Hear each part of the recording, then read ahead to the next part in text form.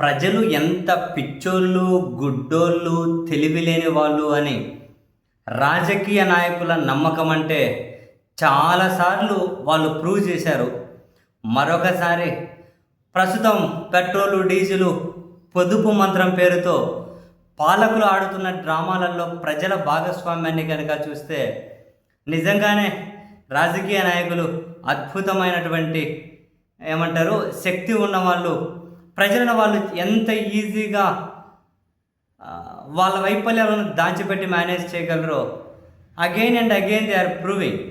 కావాలంటే మీకు మళ్ళీ అనుమానం వస్తే ఇప్పటికీ చాలా వీడియోలు చూసింటారు, కానీ ఈ వీడియో చూడండి. జైపూర్లో పోలీసులు వాళ్ళ డ్యూటీలకు సైకిల్ వేసుకొని పోతూ ఉన్నారు.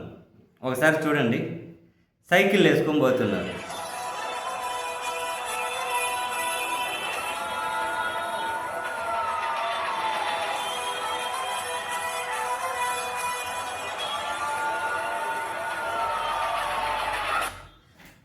డ్యూటీలకు సైకిల్ వేసుకొని పోతూ ఉన్నారు పోలీసులు.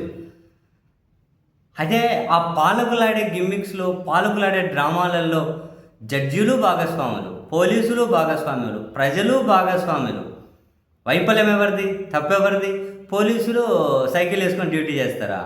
దొంగ బైక్ మీద పోతే, దొంగ కారులో పోతే, సినిమాలలాగా కొండల్లో, గుట్టల్లో, పుట్టల్లో ఎక్కించుకొని సైకిల్ ఇట్లా ఫెడల్ పైకి ఇట్లని చుకచుక చుకచుక చుకచుక అని ఎక్కించుకొని పోతారా? అన్ని దాటుకొని పోతారా? ఏంటివి ఇవంతా? రాజకీయ నాయకులు పిఆర్ స్టంట్లు వేసుకుంటున్నారు. జడ్జీలు ఎందుకు వేసుకుంటున్నారు? పోలీసులు ఎందుకు వేసుకుంటున్నారు? ఈ పిఆర్ స్టంట్లు ఏమైనా ప్రయోజనం ఉందా? ఆ వెనకల ఫోటోలు తీసేవాడు సైకిల్లో వచ్చి తీస్తున్నాడో, బండి మీద వచ్చి తీస్తున్నాడో తెలియదు, కానీ ఈ వీడియోలు తీసి ప్రచారానికి ఉపయోగించుకుంటున్న వాళ్ళు. పాలకుల వైఫల్యం కొన్ని అంచనా వేయగలగాలి. ఇంతకుముందేదో అన్ని ధరలు కంట్రోల్లో ఉన్నట్లు. ఇరాన్ యుద్ధం రాకముందు పెట్రోల్, డీజిల్ ధరలు ఫుల్ కంట్రోల్లో ఉండే. ఇరాన్ యుద్ధం రాకముందు డాలర్తో పోలిస్తే రూపాయి చాలా ఫుల్ కంట్రోల్లో ఉండే.